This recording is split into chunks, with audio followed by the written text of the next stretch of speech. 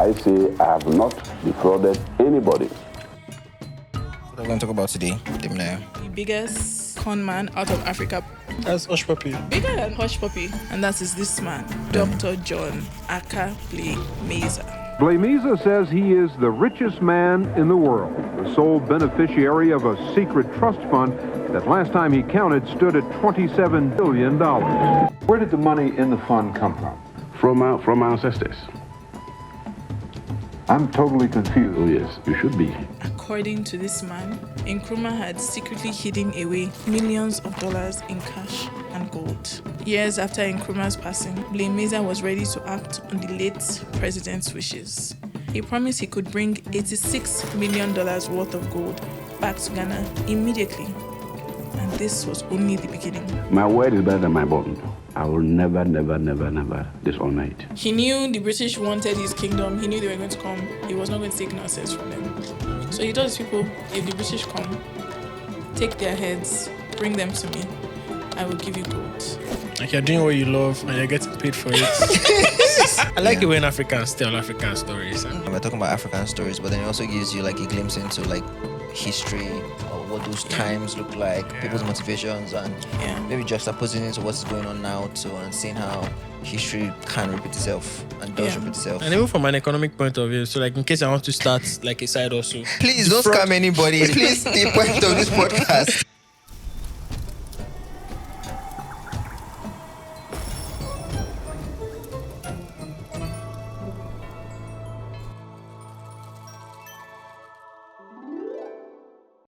All right. We are Thank you very much. in the podcast. Yes. There's Temidayo on my left. We're both on your left. There's Victor on my far left. nice one. And today's first day. Temidayo, do you want to tell us what this podcast is going to be about? This, you mean the podcast in general or this episode? This podcast in general is called This Really Happened in Africa. It's a podcast about different stories, things. It's basically going to be like a history, true crime podcast about things that happen on the continent.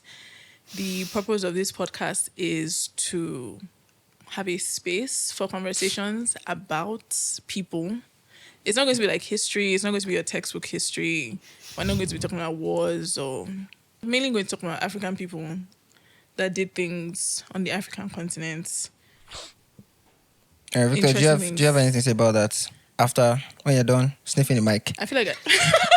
So I wasn't sniffing the mic. I was breathing into the mic and it was picking it. So I feel like the mic is really sensitive. I'm just going to lean back. Okay. That's your... Anyway, it's going to be conversations about people in Africa. Yeah. It happened in Africa. If it happened in Africa, we can talk about it. Even if it happened partly in Africa or something. It's going to be really ridiculous. Yeah, I guess, I mean... A lot of ridiculous. The more ridiculous, the better. Yeah. And you know how they say Africa is like the cradle of civilization? Like the first human beings came out of Africa. Never heard that before. Okay, you should read more. You should read more. So I feel like Africa is like, if you say this really happened in Africa, there's no limits. Nothing that has not There's happened. nothing that has not happened. There's nothing that will not happen in Africa.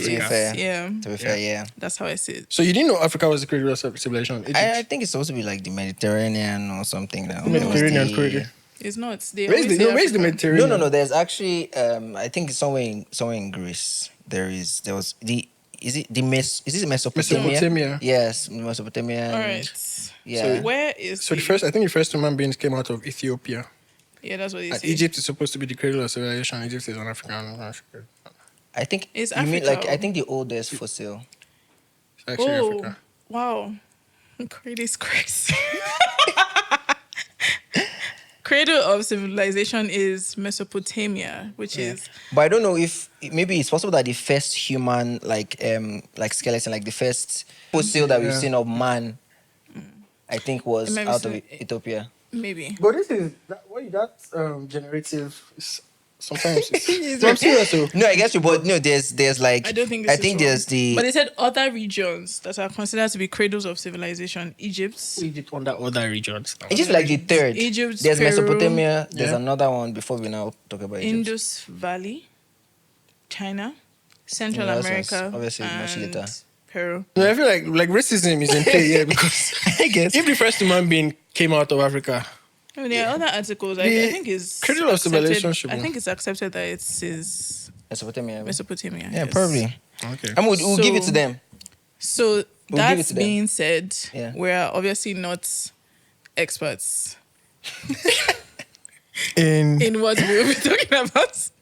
I mean, We we're not are- historians. We're not historians. We are Africans like you. Yes, we're just people. Trying to figure this thing We're out. just people. So, how is going to work? At least for this episode, I have done the research to the best of my ability as a non-expert, and I'm going to be telling them today's story.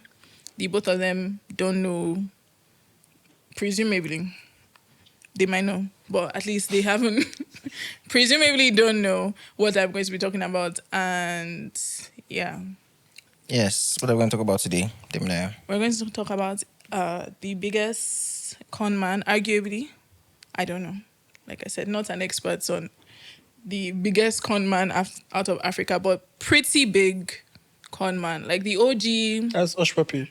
no, bigger than a Hush Puppy. Yeah, Longer Wow. operating. Bigger than a Hush Bigger than Puppy. Hush Puppy, longer operating. It's I crazy. think I don't actually know how much money Hush Puppy stole, but I this think- guy I took a think- lot of money from a lot of people Wow. for a long time.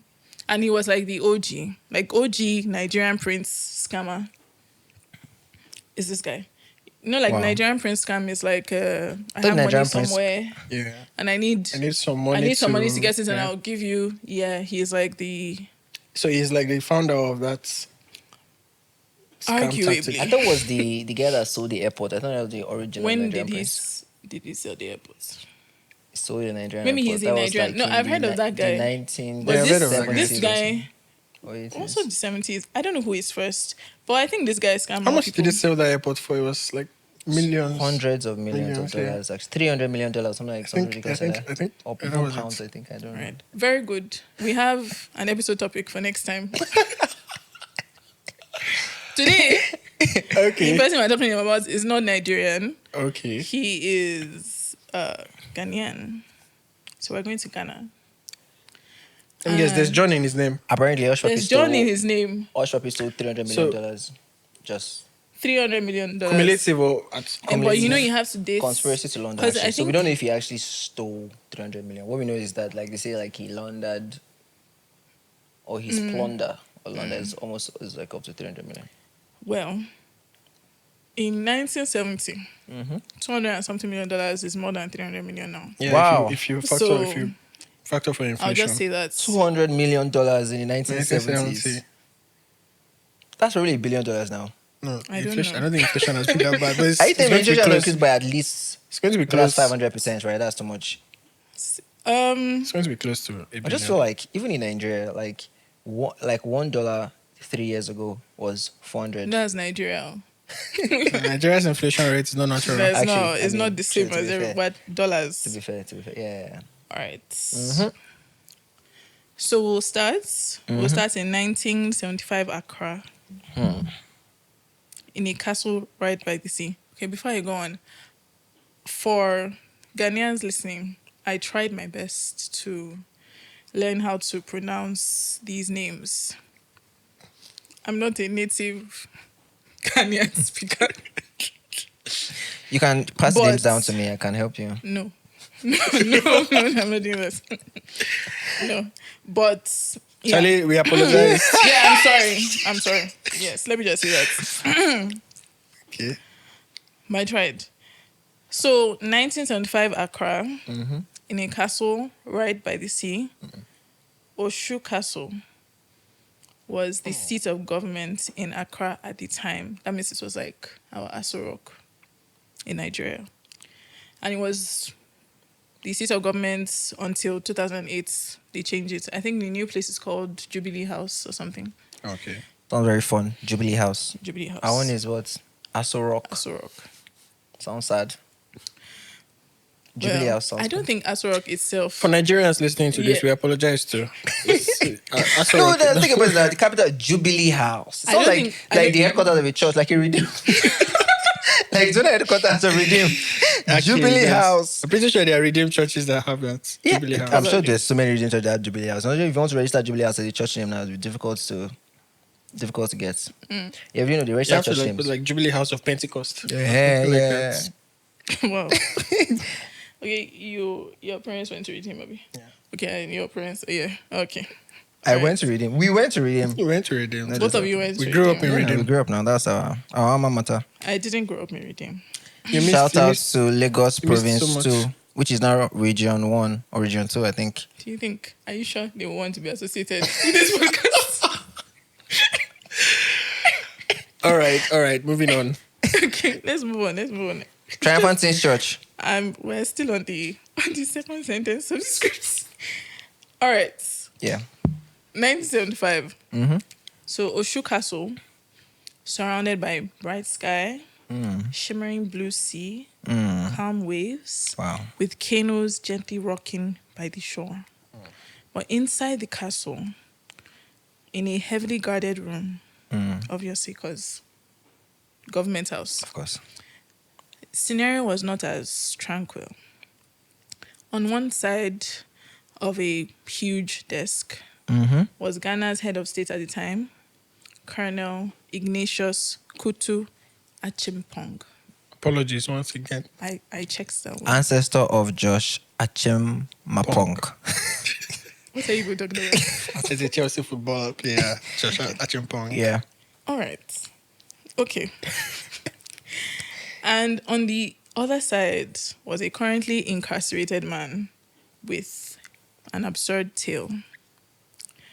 So that man said and started saying Kwame Nkrumah, Ghana's first president, had made a stunning revelation on his deathbed in 1972. During his years in power, according to this man, talking to the head of states, Nkrumah had secretly hidden away millions of dollars in cash and gold. At that very moment, tens of thousands of gold bars were securely stored in Swiss vaults. But Nkrumah was not a thief. He didn't steal from Ghana. He was a visionary. His goal was to protect the wealth of Ghana from falling into the wrong hands. His plan ensured that when the time was right, the treasure would be returned to the Ghanaian people, transforming the nation and granting every citizen their birthright. When Nkrumah was president, he was aware that it was a precarious situation. So many assassination attempts, and he had different threats. He knew the coup was coming. He knew everything was coming. Within Ghana, outside Ghana, so many people coming against him. So when he recognized the dangers, he devised a strategy to safeguard the nation's wealth. Gradually, and with the help of his trusted confidants, he moved portions of Ghana's gold reserves abroad. Once the gold was secured, he established the Oman Ghana Trust Fund to oversee it. By the time Nkrumah was dying of cancer, according to this man, talking to the head of state, and there was no Google at this time, guys. No Google, no real way to verify things. So, Okay, but like this was a conversation. this was a conversation. This guy who is speaking is talking to. This guy, this prisoner, because he Yeah. was currently in prison, Okay. was talking to the head of states. Oh. Yes. Oh, that's where we started from. Oh, that makes sense then. Yes. Following. Does that make sense to you, Victor? It does make sense. All right.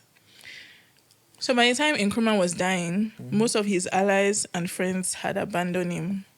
One man, however, had remained loyal, and that is this man He's speaking. from prison that Good was on him. currently speaking to the head of state, Good on him. Good on him. Dr. John Ackah Blay-Miezah. To Nkrumah, Blay-Miezah was more than a confidant. He was like a son.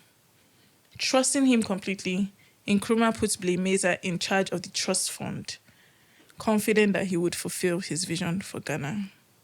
Now, years after Nkrumah's passing, it's like 2 or 3 years, Blay-Miezah was ready to act on the late president's wishes. He promised he could bring $86 million worth of gold back to Ghana immediately. And this was only the beginning.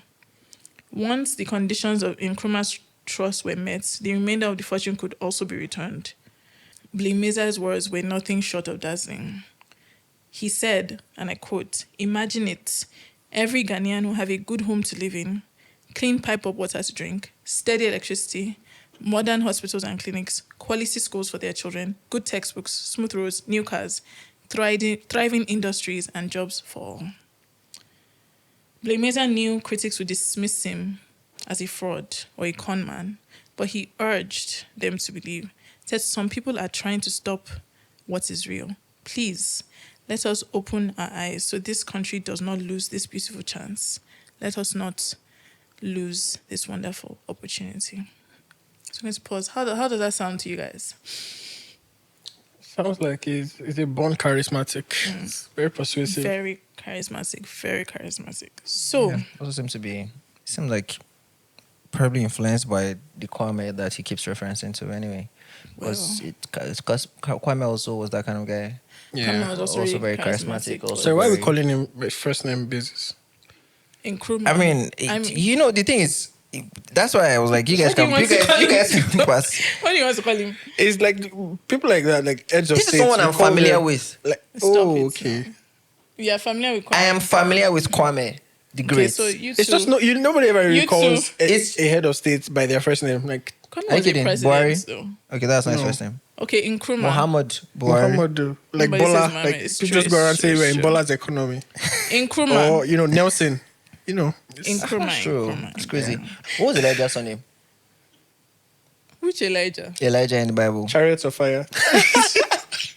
That wasn't. No, that wasn't good. No, but Kwame was, there were some people before him that sort of led the struggle in Ghana, and they picked him as, okay, he's a revolutionary guy, we'll use him for this. But he left them, joined his own party, and was like, because they were like, I think there was a renowned lawyer that was leading that movement, and it was just like their own slogan for their party was maybe something like independence as quickly as possible, something like that. But Kwame left, started his own party, I think called CCP or something, and his own slogan was independence now. Right now. So he was fighting, like he He was was one real, of he the was real first. for Yeah, that. and it was first, like, I won't say it was the first, but it was like the most notable at the time Pan-Africanists, like not Yeah. just us as Ghana to win our independence, but the whole of Yeah. Africanists. So he it started the wave of he independent- championed the wave before these guys. I won't say he started the wave, but he We don't know how championed it the started, but wave before all of these guys. And unlike a lot of them, So it was he known as Kwame. It was like Kwame. It was like Yeah, savior. he was like it was a like their Messiah. Jesus, and that's why I actually referenced like he was literally like their that's Jesus. within Ghana. Though. Yes, But that changed, as we'll find out in the story. it did change. It's That unfortunate. changed. Yeah. Okay. Even though the story was ridiculous, Acheampong wanted it to be real. Why? Because Ghana was incredibly broke. And Blay wasn't asking for much. All he wanted was to be released from jail and to be given a diplomatic passport. So a diplomatic passport now means it's basically accredited by Ghana. So you can visit like several countries visa-free. So I think that's what it meant here, because he definitely took advantage of his passport and wreaked havoc in multiple countries. I think that's why he's arguably the greatest. Like, he didn't sell one airport in Nigeria. He sold many things in many places, even though this was his main scam. But he did many things. So the deal was made, and Blay walked out a free man to continue his life of extravagance, funded by swindling his way through West Africa, Europe, and the United States. He left behind outraged investors, furious diplomats, and bewildered investigators. Whenever he was caught, Blay-Miezah charmed his way out with grander stories, bolder cons, and even more powerful allies to protect him. His biggest scam, the story of Nkrumah's secret fortune, swindled millions, rewrote Ghana's history, and made him fabulously rich until it destroyed him. But the story outlives Blay-Miezah, and several decades after his death, people are still hunting for Nkrumah's gold.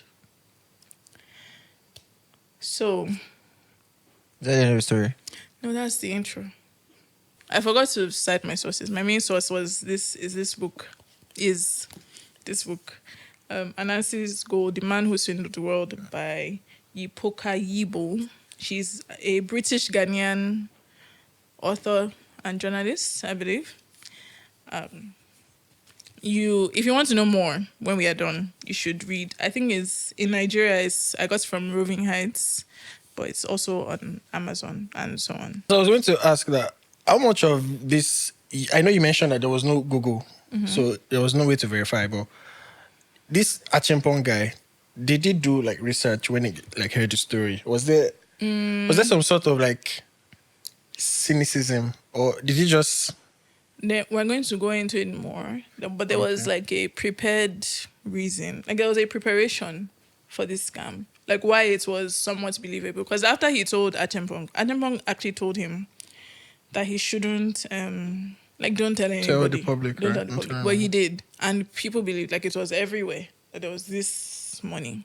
And there are some reasons why it became believable. Things that have to do with Nkrumah's government, how Ghana was at the time, what the British did, the very, very wicked British. And... So you're British and you're watching this. No. We are sorry. No, I'm not sorry. Sorry, okay. I'm not sorry. You're not sorry. Sorry, It's the innit? former British I am talking about, not the current British. Oh. Even though I'm sure the current British course. government is doing a lot of things behind the scenes. Yeah, no, we have good representation there now. We have like Kemi Badenoch. Kemi like, Badenoch, yeah. so- I'm sure she's making sure. We should be fine.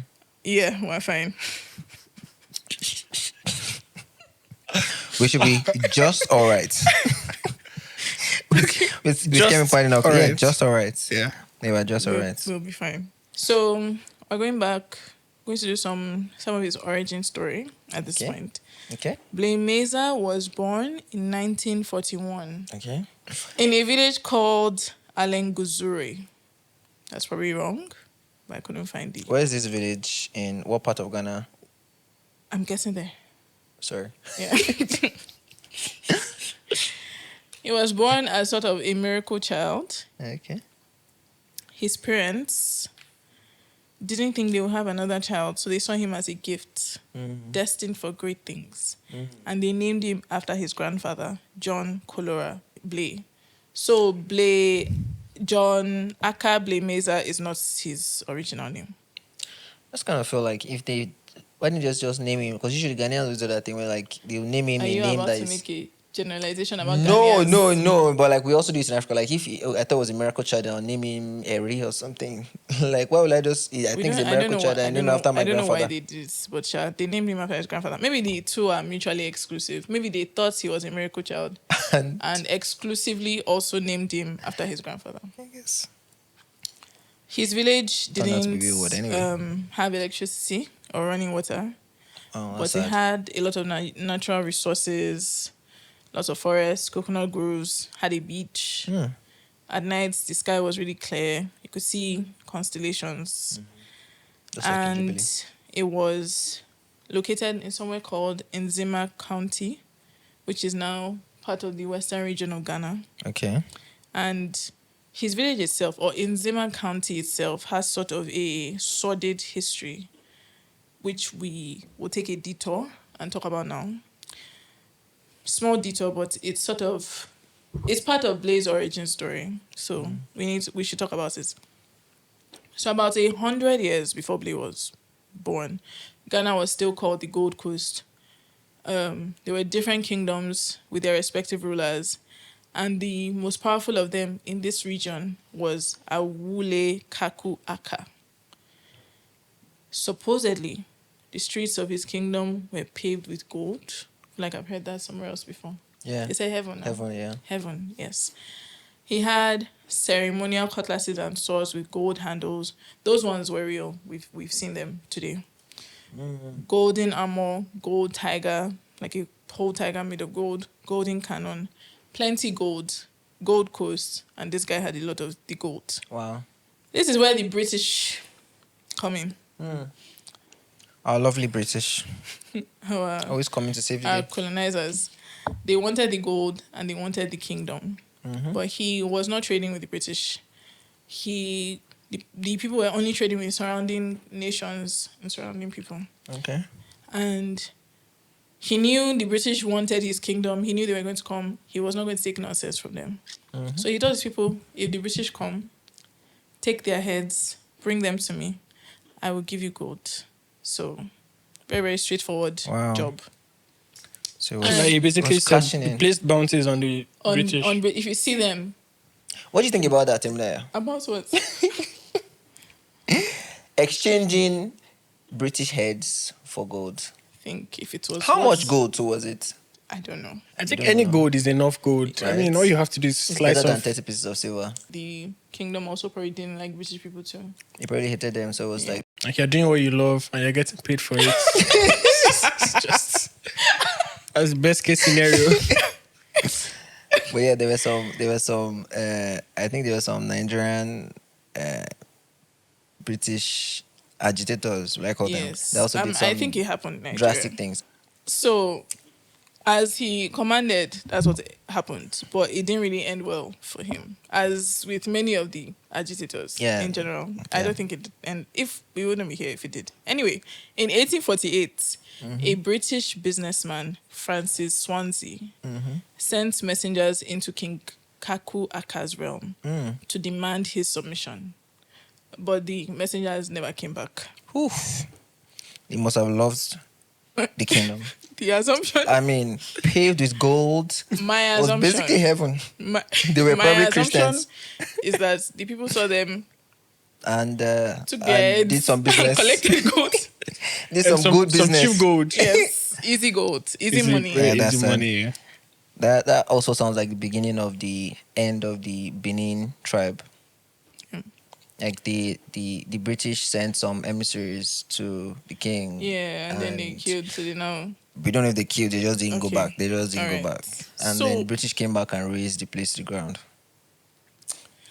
Well, this Francis guy, what they did is exactly what he wanted.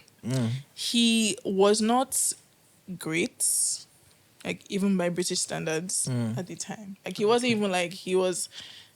He's probably not worse than them, but he was caught being worse than them. Slavery? In 1807, yes, he violated the Slave Act by selling supplies to sailors who were kidnapping and selling people. So because of that, he became entirely unemployable, according to the colonial office in London.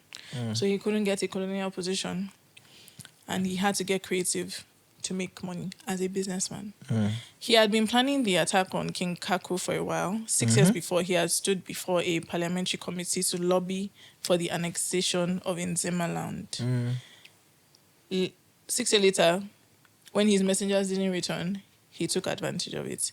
He accused King Ackah of enslaving and exploiting his people, and he invaded with 6,000 troops. They obliterated the place. They killed countless people. King Ackah was eventually captured after being betrayed by one of his advisors, and he died as a hostage.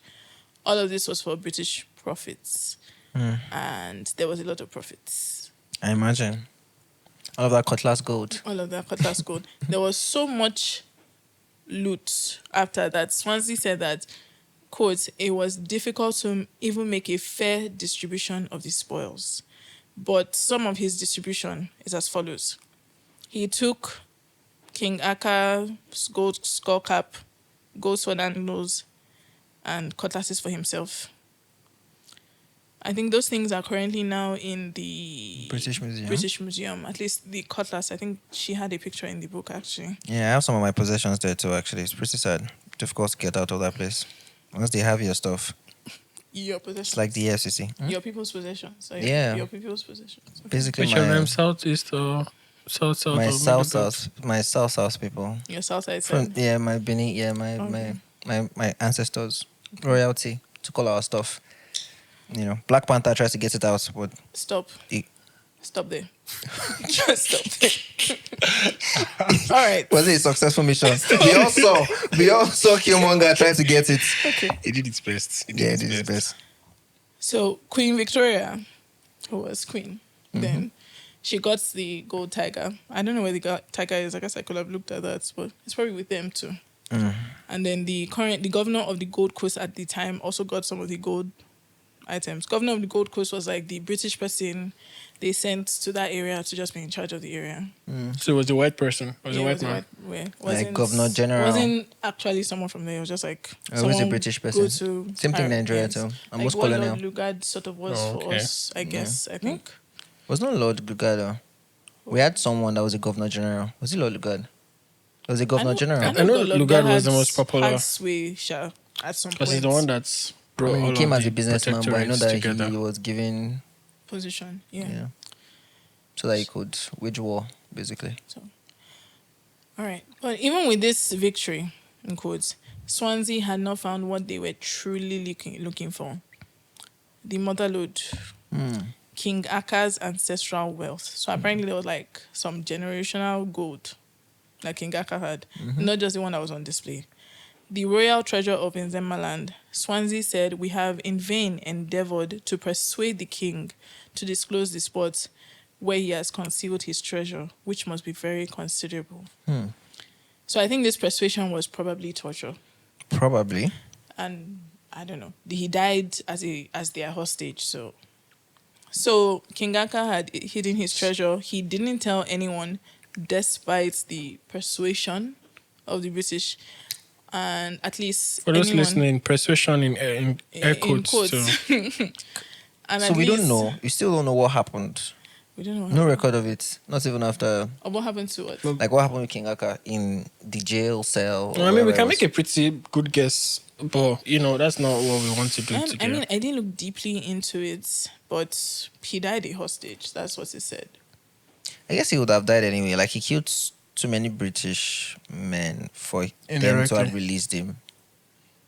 Like he was going to die that way. I don't know. Did he what? Did they have proof? That what if they were eaten by something on the way there? There's Something just this particular chopped off all of tiger that only eats white men. Did they see the head? There's this particular tiger in Ghana that only has an appetite for white. Actually, there are no tigers in Ghana. Where did he get the golden tiger from then? Like I remember, he made it. Like where did he see the tiger? Like they traveled to now. To where? Asia? That's the only place you could find tigers then. We'll get into that. Another episode. Quest for the tigers. Oh wait. Okay. So he didn't tell anybody he told didn't betray him as well. I don't know if it is. When I was reading, it didn't seem like there was doubts that this treasure existed, but I feel like it also might not have existed in the way they thought it did. Anyway. So while Swansea retold the story of him being the hero who liberated King Kaku's people from a cruel tyrant, the British turned Nzemaland into a shell of itself. It basically became a mine for them to plunder and take anything and everything valuable. This story of the Lost Kingdom would haunt John Blay. That's Blay-Miezah that we're talking about. He always dreamt about what it would mean if that lost treasure was restored, according to him. And that's why he named himself after King Ackah. So he was John Blay. He added that Ackah to his name after this king. Even though it's spelled differently, but... Okay. And he would swear that until the day he died, everything he did, all the lies he told, all that he stole, the people he hurt was for this gold, to turn his home back into a kingdom of gold. And he called it a calling. Wow. So he had delusions of grandeur, basically. Yeah. I mean, I think you have to. He could have been delusional. He could also have been trying to cover... That could be part of it, because he was a con man. Yes. So we don't know. He could also just have been saying that... Could have conned us into believing that he was delusional. He's so good. Even many years after, we still believe. Right? Yes, it's still different. So we'll jump forward to John's or Blay's childhood again. Okay.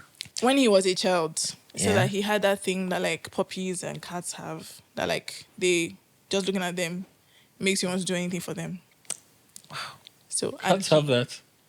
for some people, I guess. You know that person Shiva didn't get that. that Puss in Boots thing. Yeah, That, I like, was gonna okay. say. Yeah, I mean, they yeah. exaggerated it obviously in Puss in Boots, But but, that- like cats, sort of like kittens, at least have that charm. Maybe if Shiva had that, maybe she just didn't tap into that bag. Like, She has I a small. mean, she sort of Sorry, had it. Shiva Like, is especially when our- she needed something, like she's hungry. Shiva is Korede and I's stray cats that was found in a puddle in front of our house and then ran away one fateful Sunday. Yeah. Anyway, Once a stray, always a stray. once a stray, always a stray. Too close. So yeah, and he develops it even more. He developed his ability to look wide-eyed and innocent. Like he could do something, you go there, you know it's him, but he just like made people think it was innocent. He just had that charm. I don't know. He also had an incredible memory. He would pick up on the littlest things, details about people, things other people didn't notice, and he would remember it for years. So he knew how to make people feel special. oh, When he got older, his parents sent him to the big city to live with his uncle. From his village to the city. They sent him to Takoradi, which was home to the port where most of Ghana's timber and gold were shipped from. It was booming, so many people were moving there. I think it's similar to like Lagos, I guess. Yeah. So people were moving there, following the money there, and there was no accommodations. So landlords started to convert their kitchens and toilets and rented them as rooms, just like Lagos. So when he was there, Blay went to a Presbyterian primary school, and then in 1956 he enrolled at Bishop O'Rourke, an Anglican middle school in the city. And he started hawking kerosene in glass bottles, so the other children called him Kerosene Boy. Wow. Like many other schools in the colonial era, the school was designed to crush spirits. So there was a lot of flogging, and they called their teachers masters. I think similar thing in Nigeria. Master. They didn't call my teachers master though. Were you in colonial Nigeria? Oh, I okay. mean, even sorry. in modern day, I still got called master in my NYSC when I did Oh. NYSC. Wow. Master Victor. Master. Nobody has called me master before in my life. In my entire existence, I've never been addressed as master. I've never been addressed as mistress. I don't think that doesn't mean the same thing. That doesn't I always know. mean the same thing. Whatever. Sure. Either way, all the meanings. Do you want to be addressed as Not mistress? particularly. Okay. One of these masters was Master Quantin, 23 at the time, who was particularly passionate about flogging children. Whoa. So much so that That's parents all would bring their children to him for outside school offenses, and he would flog them without issue. That's our Yoruba teacher, That's actually. actually passion. And math teacher. Must Math have and Yoruba enjoyed teachers. doing it. Yeah, in his own words, he said, "If it were these later days, I would have been prosecuted." Wow. It's the self-awareness for me. But She knows- even this guy thought Blay was an angel, Whoa. Wow. the star of his class. And despite the harsh conditions of his school and his environment, Blay found a way to thrive and to be noticed. And within a year, he won a scholarship to attend Fijai Secondary School, skipping the rest of middle school. So he was smart. So he was also book smart, street smart, book smart. All of And it. had all the charisma and Yeah, the right attitude. legend in the making. Yeah, actually. Complete package. Could have been anything. Yeah. He literally Should could have have been been. Should have better. just gone into politics. Well, He would have been Yeah, the king sort of the world. Sort of did. probably, yeah. We'll see. At Fijai, he built a reputation by telling people he was gifted in more senses than 5. Young Blay-Miezah quickly realized that if he told people exactly what they wanted to hear, they would give you anything. And so this cult was formed. Funny enough. He Oh my claimed God. to be able to cure ailments with herbs and to have dreams Wow. that let him glimpse the future. Glimpse into the future. He began offering counsel to people from all over, especially women, and he made more money selling stories than kerosene. So he stopped selling kerosene. I would stop So selling you became kerosene Story too. Boy instead of No, I think Kerosene he was Boy. still Kerosene Boy. I think it really stayed with him. I think from what I have researched, he seems to always be acutely aware of his situation. It's probably the observing thing, being very observant, acutely aware that he was poorer than a lot of the people here. And he would be in that situation a lot. I think it's just ambition. Like he was always Yeah, but- trying.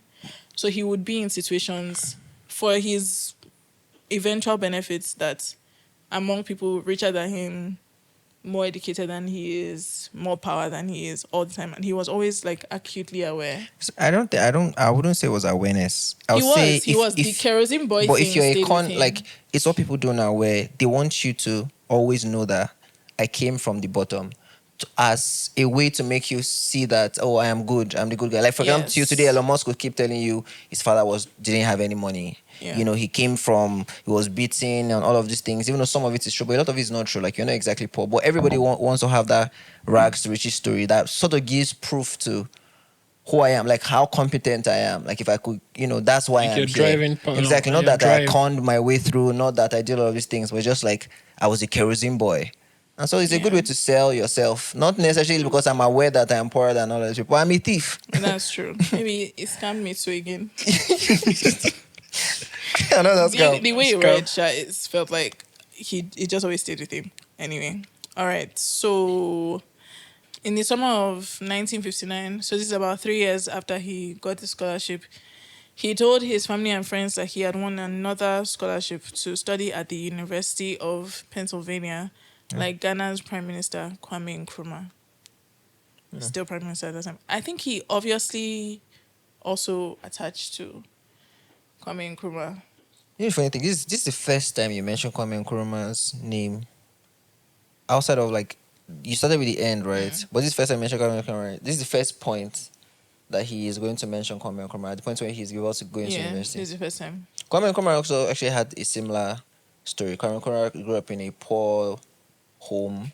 He got admission to study abroad. I can't remember the school, but I think it's the same school you mentioned. University of Pennsylvania. And then he was studying. I think he was studying in the US and the UK.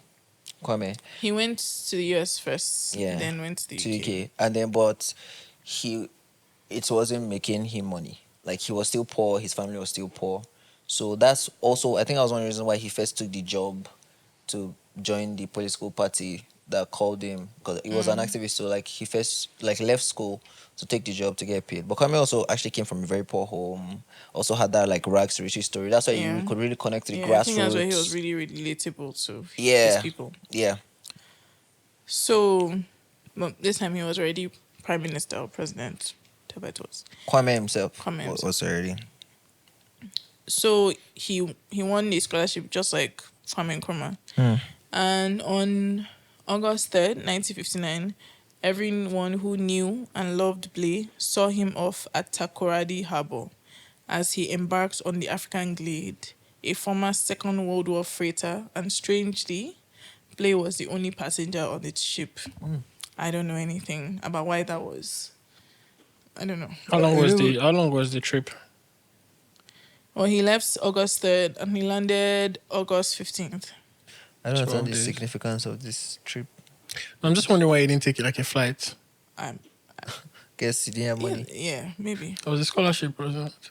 Maybe it was Maybe they were not paying for the transportation. Maybe they were not covering transportation. Are you sure flights are more expensive than cruise Surely. Ships freights? have always been cheaper. It was a freight ship. Like he was the only passenger. I think he was just Freight ship means that Yeah, so like a supposed to cargo carry ship, cargo yeah. and then he jumped in, basically. Probably. It's like jumping into a lorry. So from it's basically village free. Yeah. So I guess it's important for his story. Like I went here, basically. She always got things Came here done. like furniture. It was a go-getter. Yeah. Yeah, he was a good getter. Yeah. So why not give me this 85 million? He asked for 85 million. Sorry. Anyway, his former school teacher, Master Quanson, was there.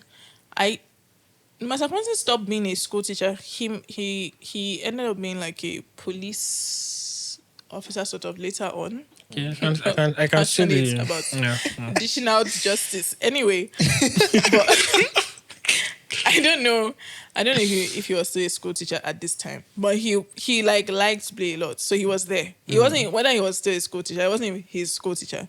He went there that day, along with him, the family and friends. He noticed a strange group of women, all dressed in white, like a posse, and he didn't know who they were, so he was baffled. And after investigating, when Blay was long gone, he found out that they were his clients. That he was helping with spiritual and physical problems for a fee. So that's where the cost thing. Very important to charge, guys. Always make sure. That's where the cost thing comes in, I think. The because I don't know why they were all dressed in whites. I don't know. They all came together, women. Probably White some represents makings of purity. some makings of a cult there. Anyway, he docked at Brooklyn's 33rd Street Pier, August 15th. And from there, Blay went to Philadelphia and moved into a red brick row house at 4037 Lucas Street, close to the University of Pennsylvania campus. The house was already home to several Ghanaian students.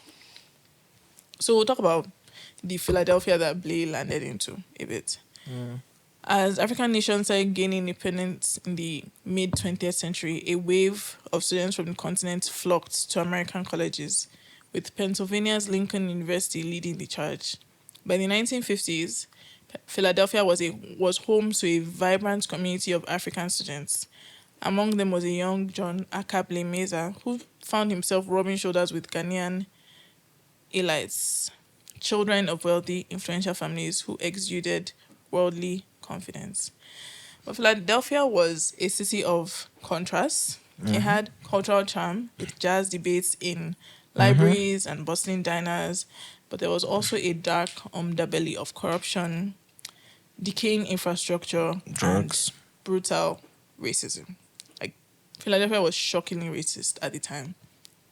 And for African students who were just like, you mean in Africa, surrounded by black people, you come and it's just racism. Like in your face. So, in your face kind of racism. in your face, very aggressive. Like Southern, white kind of racism. I don't know about that, but... So for these students, embracing their heritage became a shield and a strategy. Okay. African princes, air quotes, seemed to pop up everywhere. Some genuine, some others self-proclaimed. And the identity was more than a title. It was a ticket to navigating a city steep in racial tensions, and sometimes a way to charm and seduce wealthy college girls, which Blay also did, by the way.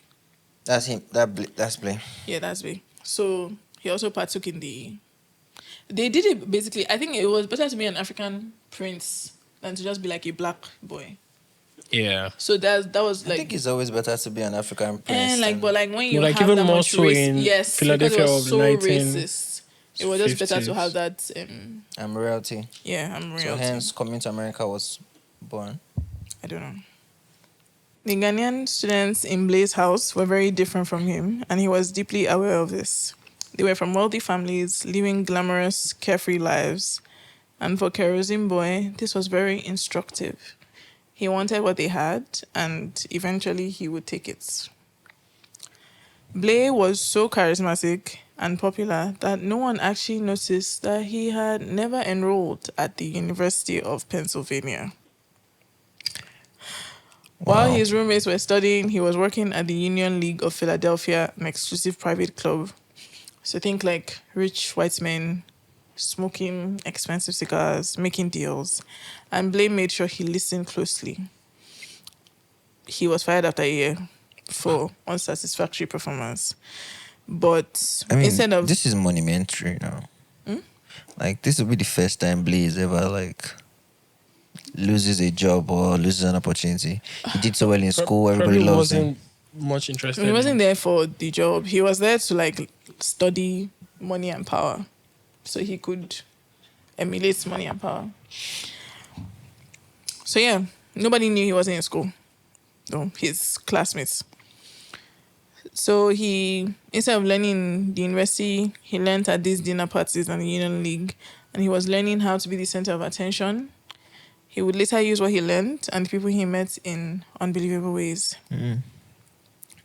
And I'm going to make a direct quote from the book because I like how she said it. She said, in quote, like Prime Minister Kwame Nkrumah before him, Blay had found in Philadelphia what he had been missing, opportunity. All right. So I'm going to pause on Blay's story. I'm going to go back to Ghana. Because I think Ghana was basically being prepared for Blay as Blay was being prepared to become Blay. Blay couldn't have been Blay if Ghana wasn't prepared for him. So there was actually a plot to take Ghana's gold out of the country. But it was by the British, not Kwame Nkrumah. By the time Ghana gained its independence on the 6th of March 1957, Ghana's gold was propping up the British currency, worth about £9.6 million. Kwame Nkrumah wanted the gold reserves back. And they knew it. What Korede was saying, he wanted Pan-Africanism. He wanted independence now. He wanted to be separate from them. He wanted Ghana's reserves back. They kept sabotaging him all the way to independence, even after. In the decade before independence, the British had siphoned more than £150 million. That's about $400 million.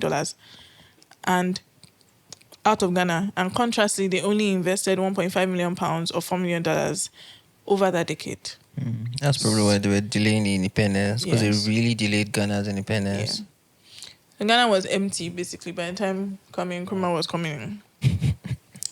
And once it became a new country, it immediately attracted a lot of shady characters. Many people wanted to take advantage of the new country one way or the other. And they descended on Ghana. So I think the thing is just new country, new projects, new governments. A lot of people wanted to scam the government or get contracts. I don't really know why people think like that. I don't understand this, but that's what happened. Kwame Nkrumah himself lived simply and did not take bribes, but some people in his ministry eventually did. And arguably the worst of them was Krobo Eduse. His importance in Blay's story, we'll come back to him. Because become good friends with Blay. What role was it? What role did he hold? He was part of the Independence Now people. Yeah. Was made minister. And he became corrupt just for himself. Or he was corrupt from the beginning. I don't know. Corrupt while he was in government. Yeah, I mean, that was one of the main sources of reasons for Kwame's downfall was the people around him. Yeah. Like they were bad people. Yeah. They sabotaged his whole thing. And Krobo Eduse was arguably the worst, one of the worst at least. After a certain point, because of how corrupt his people, the government was, you could say anything about Kwame Nkrumah and people will believe you. Abroad, home and abroad. Abroad, especially if you painted him, Ghanaians and Africans in general, as greedy, short-sighted, and easy to manipulate. One particular scenario, this one stayed with me, that's why I wanted to include it, was a Nazi physician, Horst Schumann, who had attempted to use X-rays to sterilize Jewish prisoners at Auschwitz and had overseen tens of thousands of murders. He told reporters, I don't remember which country it was, but not Ghana, outside Ghana. He told reporters that Nkrumah had appointed him as a senior medical officer in Ghana's National Health Service. This Nazi. Yeah. And people believed it. It was not true. Of course, it was not true at all. How did he survive all of the post-war inquisitions and all those criminal proceedings? Like he was a self-proclaimed Nazi. I think this was part of his plea campaign. Yeah. So because he would say that, then they would protect him. Rehabilitated or something. That kind of thing. What? Rehabilitated? Yeah, I don't really understand it too. But he was not in jail. But was he like a high-ranking Nazi? A Nazi official? He was a Nazi. The scientists were not necessarily he was not necessarily high-ranking. They were just... I mean, to be fair, I think they were the ones that probably maybe got it... Because I know every military officer faced some sort of... Yeah, even though all of them had the same arguments. But he was a doctor, physician. he helped the Nazis. He was a Nazi. Like, I mean, you mentioned that he was responsible for. He oversaw, but I mean, Auschwitz, if you work in Auschwitz, there's no moral background that you have in this life. Which is exactly why he should have been charged. Yeah. My guess is like the scientists, because you know the soldiers, like the very low-ranking soldiers. One of the main arguments for like we are following orders. Yeah, no. Right. The low-ranking soldiers actually got off the hook. It was the officers. Yeah, so I guess scientists can also use the same arguments. He didn't say he was particularly hierarchy, but he was a doctor in Auschwitz. I won't say they entirely got off the hook. I think they just got lighter sentences. Who is that? Like even low-ranking soldiers. People. No, they didn't get. There was no. Some people they didn't got off the get. hook completely. Some didn't get. Yeah, some didn't so- get. No, they were following orders now. Yeah, but there was an argument against that, which is like they now brought this But whole they thing didn't about imprison morality is morality. That's it was in Yeah. World War. Isn't that was this thing that like there was this law thing where about morality is morality and there's an objective morality. So outside of the whole argument for when the Nazi lawyers or the lawyers representing Nazis were coming with this, so we're following orders, then they had to revise it in this. So was it a moral thing to do? And they judged them. I'm trying to think But they about the didn't- logistics of trying hundreds of thousands I just of checked. They didn't. foot soldiers. They didn't. What's it called? Jail. Convict many of It would have the been soldiers. too. Yeah. It would have been too complicated. Let me see if I can find this guy to see. I guess if you also are a low-ranking soldier and you just come, you plead guilty and you say... You know, when I say low ranking, I'm talking about like foot soldiers. Foot soldiers. Like, I don't mean like a major or a captain. Like, I mean, those ones were obviously. Alright. the lowest of ranks. Okay. So he was captured by the Americans. He was released and then Probably give them some secrets. started working. Yeah, like leverage. Bloody Americans. I mean, that's the whole plot of, in a way, Inglourious Bastards. Yeah. I mean, even in Wikipedia, it says that then he went to Ghana where he received the protection of the head of state, Kwame Nkrumah, until Nkrumah was overthrown. Was not true. there a citation? On top There of it? is. According to the book I read, Sha. Been avant-garde, put that kind of thing. And yeah, Nazi the doctor. BBC. Yeah, in an article from 1966, Nazi doctor in Ghana admits sterilizing 30,000 Jews, killed 80,000. Nkrumah Shah was not the one that made him whatever, that protected him in Ghana. I mean, did Nkrumah is there any relationship between Nkrumah and Nazis outside of this? Not that I know of. So why would there be just this specific scientist? Yeah.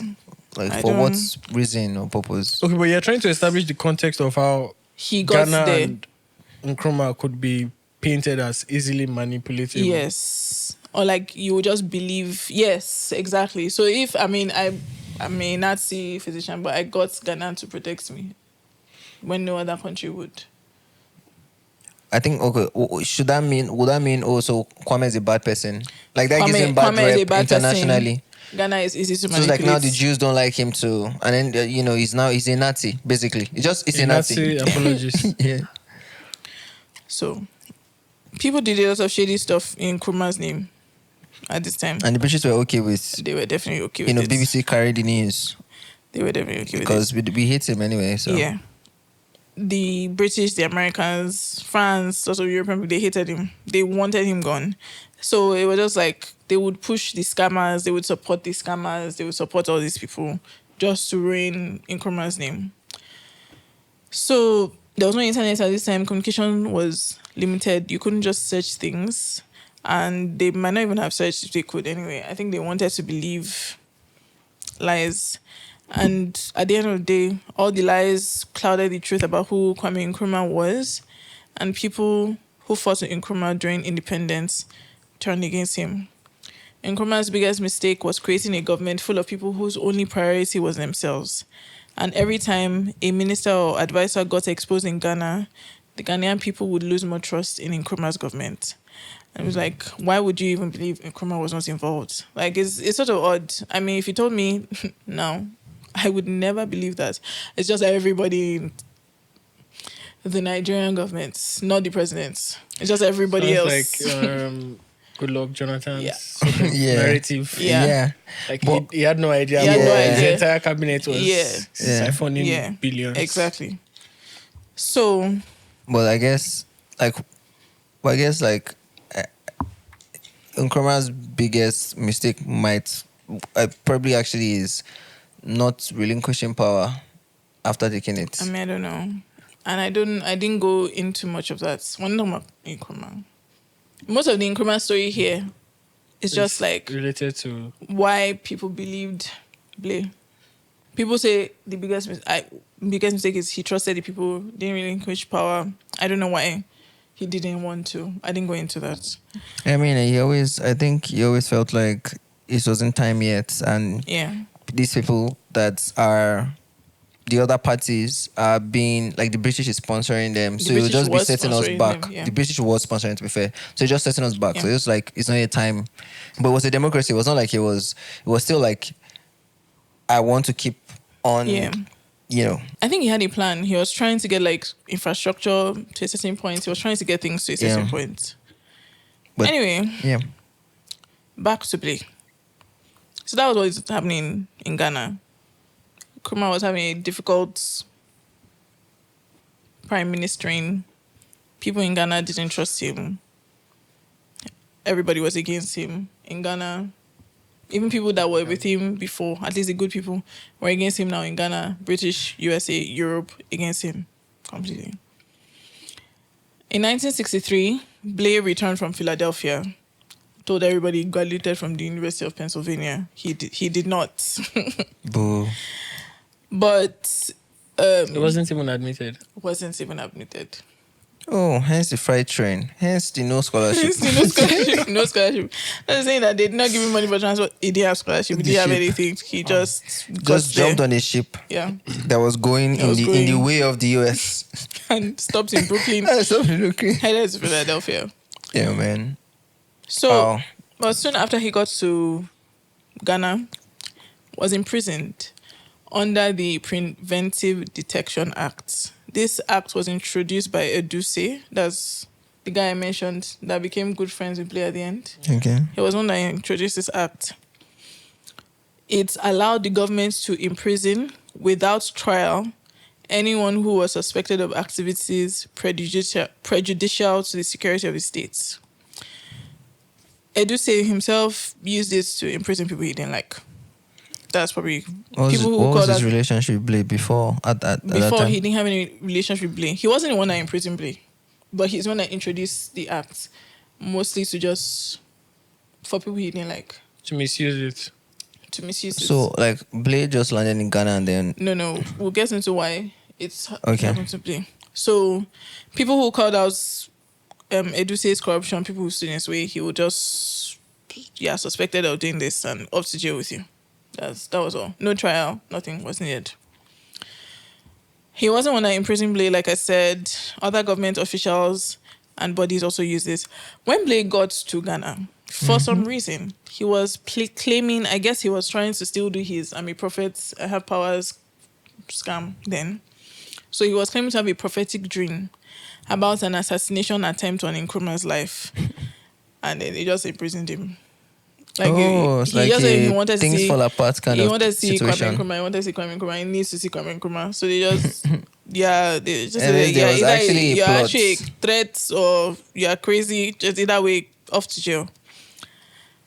I don't think Blay-Miezah ever met Kwame Nkrumah.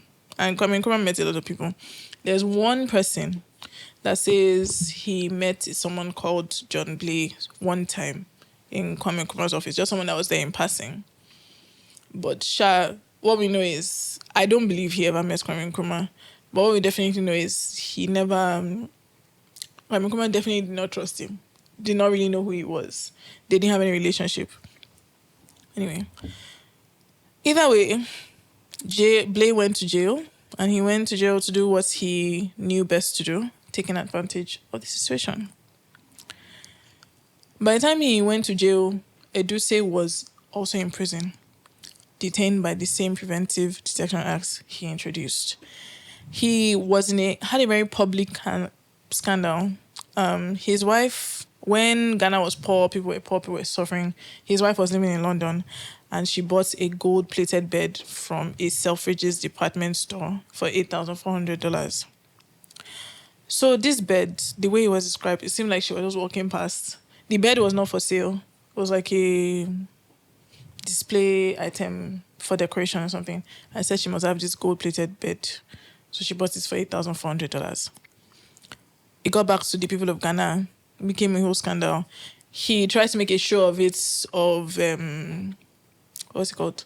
Telling the wife to return the bed. I don't think she did. Anyway, it was too much at that point. Things caught up to him. He was stripped of his ministerial position, sent to prison. Also, at this time, when Blay came back in the early 1960s, Ghana was in a recession and their main exports had plunged in price. Cocoa, which was formerly $1,400 per ton, became $280 per ton. Yeah. So it was bad. All of Nkrumah's efforts were not making a difference, and Western countries were worsening the matter by supporting the businessmen, aka scammers that looted the country. And Nkrumah continued to make his biggest mistake. He continued to trust that the ministers he appointed were doing his job, but there was already public distrust in the entire government. Because of these problems, Ghana requested help from foreign governments because a crisis was looming. No help came. People were suffering. People were starving. These Western governments ignored Ghana intentionally because the weaker Ghana was, the easier it was to exploit. This is just showing like sort of where they were thinking. A member of the United States National Security Council wrote in a memo to President Lyndon Johnson, that was the president at the time, quote, "Other Western countries, including France, have been helping to set up the situation by ignoring Nkrumah's pleas for economic aid. All in all, looks good," end quote.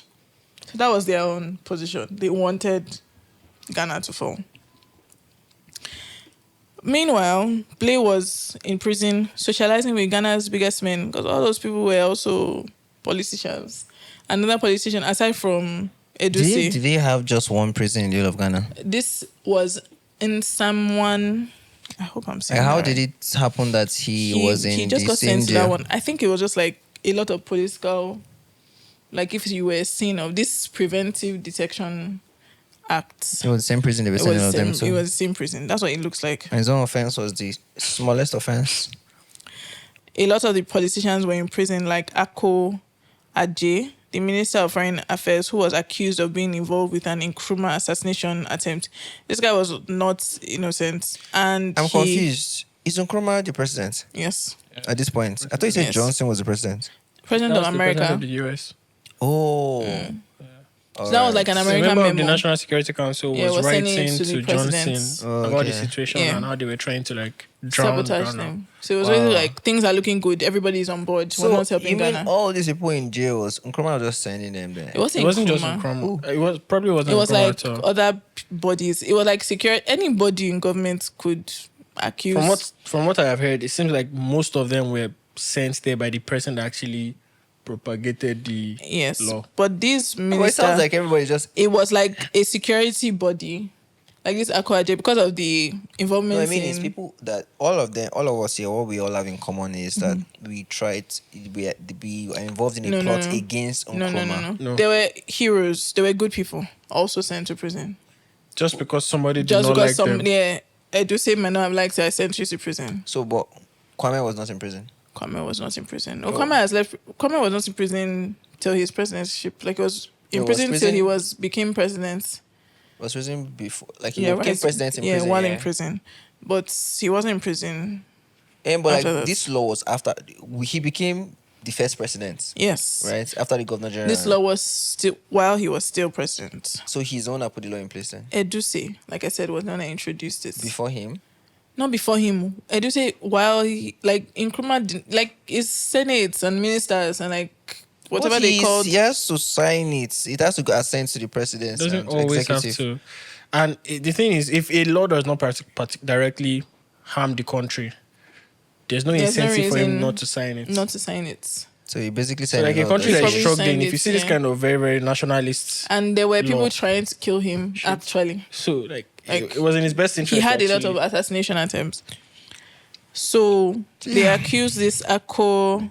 So like if there's so much of a plot, to kill me, I think I'll just go back to the US or something. Like, US did not want him to. There's so many people that just go on a pilgrimage. No, I like the US thing. I don't think the US was also safe per se. They spoke about how like Nkrumah's associates, people that were friends with him, they were always being monitored, phones tapped, that kind of thing. So he probably didn't feel safe anywhere. Switzerland.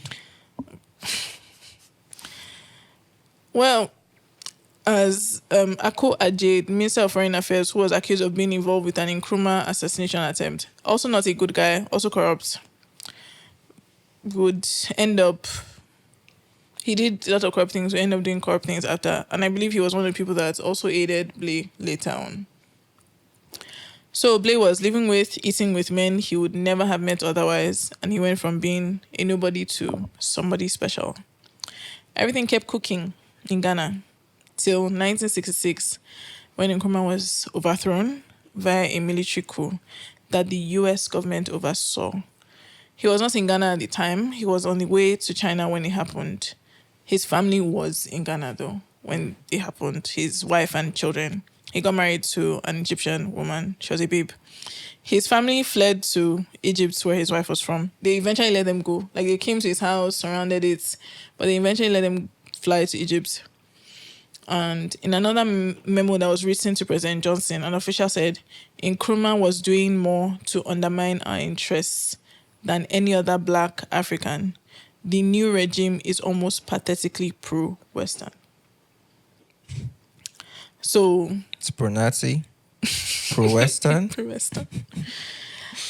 So pro-backward. The new regime came, and then when they realized that the foreigners that sponsored them were not going to give them any more money, and Ghana was still broke, they started blaming Nkrumah for the state of the country, and they said he fled with all the money and a lot of gold.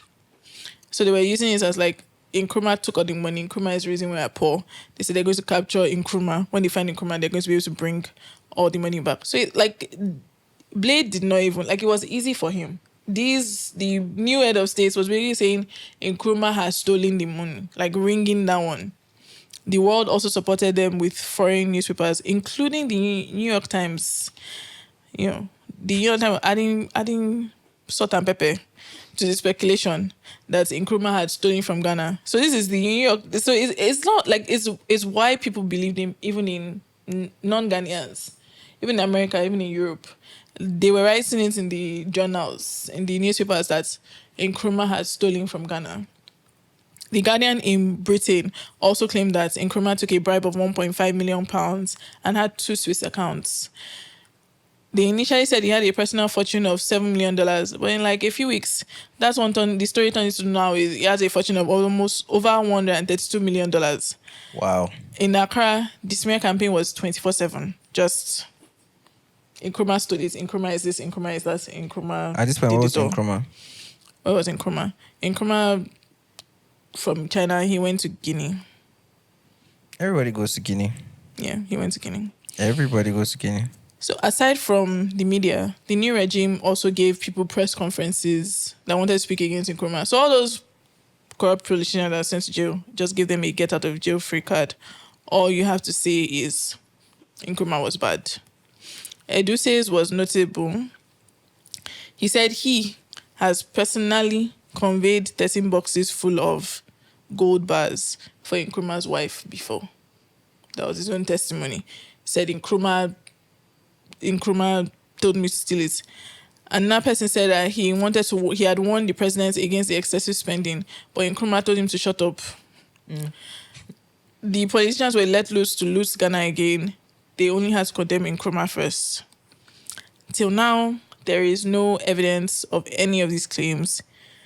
Kwame Nkrumah, largely, at least wants to know, all the investigations that have been done, was not corrupt. I don't think he did. He didn't do any of these things. Recently, the classified British files actually said that he would never have taken a bribe. So he did not steal from Ghana. He was just painted as this person. In truth, Nkrumah was exiled to Guinea, where he survived on royalties, the modest royalties from his books, and he remained until he died in 1972. he never saw his family again.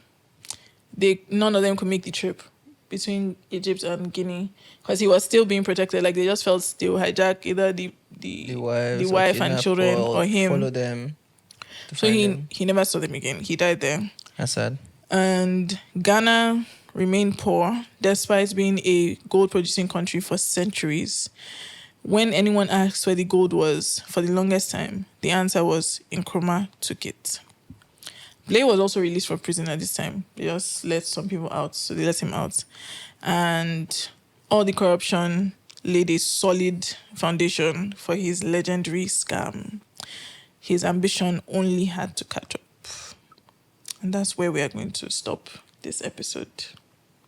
Next episode, we're going to talk about his scams from hotels to this one that we've spoken about, different people. We're going to really get into what he actually did. This was just laying now the that foundation. Now that you've explained like the surrounding situation, I can understand why Blay would think that he had a calling. Because the way all of the circumstances lined up for him, honestly, it's like the new head of state saying that this guy took all of the money, and it's like that just ties into his story. Yeah, it's easy to quickly believe that this must be God. You know, God must have arranged God this arranged it. Even all of the How did I end up in the particular in prison, in Philadelphia. This is crazy, actually. Actually, it's a very interesting story. It was a con man, not like it was a prophet. I mean, prophetic con man. It's crazy. I mean, the way everything does even line up, I think it sort of even shows like how people's minds work. Like the Ghanaians were conned first. Yeah. Into believing that some gold is missing. And then somebody came to finish his and scam. That their leader is responsible. But it was actually the British that took their gold.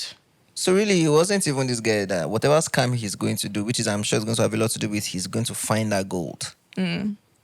That Kwame took, or Kwame told him where the code is. But Kwame was not a thief. So you see how he didn't even want to be like, because I'm sure some people still like Kwame Nkrumah. Yeah, a lot of people must have liked Kwame Nkrumah. Even though it was like Kwame took it. It would just have been it could have quickly become a minority thing it's to like Kwame was because the media is against Kwame. We were right about him. Like Kwame was not actually a thief. He just wanted to protect Ghana. And Kwame Nkrumah was a messiah for a lot of people. So I don't think it was so far-fetched that he would be thinking of Ghana in that way. It was. But for some people, it wouldn't have been. Yeah, like I said, it's almost like he really like a messiah and persecuted for what? Doing the right thing. Yeah. Really. It's crazy. I guess in all of this, the real enemy is British. Yes, those people, they've done a lot of stuff. It's tough. Their warfare is... They're so united. I think that's what's missing from us. Anyway, so that's the story. I hope I've been able to establish the foundation. I think you have. Next episode, we'll go into his cons. I'll try to get all the juicy stuff. I think this was a very interesting episode. It was more enlightening than enjoyable. You know, it's like I not felt like it was very enjoyable. But I was learning a lot of stuff. So it's like I also learned a lot of stuff. Thank you guys for listening or watching. We're just getting started, actually. Thank you guys for being here with us. Yes. Till next time, next episode. Yeah. You can follow us on all of our social media at This Is Happening. This really happened in Africa. On Instagram, Twitter. Whatever else we have will be in the description. Probably not Facebook. But we'll see about that. We'll see. Yes. See you. Bye. Bye.